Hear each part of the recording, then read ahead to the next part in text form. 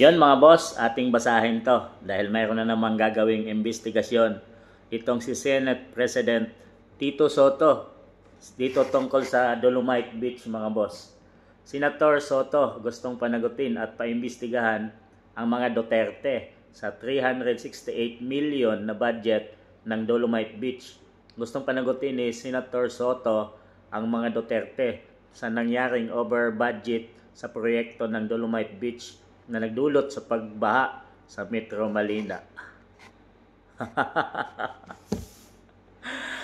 Ay nako, nakakatawa tong si Tito Sen mga boss.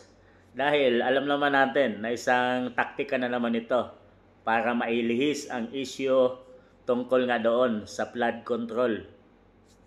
Doon mga boss sa flood control ay kitang-kita na kung sino ang sangkot. Isa doon si Romualdez, si Saldico. At trilyon, bilyon ang halaga ng kanilang mga kinurap mga boss. Siyempre, isa na yon na nagpatunay yung Diskaya mga boss no. At marami silang taktika na ginawa para lang mailis ang isyong ito at hindi na mapunta doon sa flood control. Ito, paimbestigahan nila yung Dolomite Beach na 368 million. Di niya pinaimbestigahan yung scam na bilyon at trilyon mga boss. Anong utak mayroon to?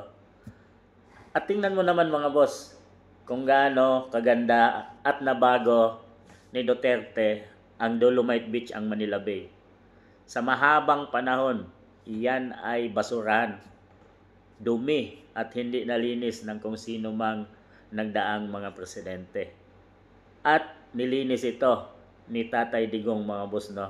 At nilagyan ng Dolomite Beach na kita naman natin ngayon kung gaano kaganda na at malaki ng pinagbago dito.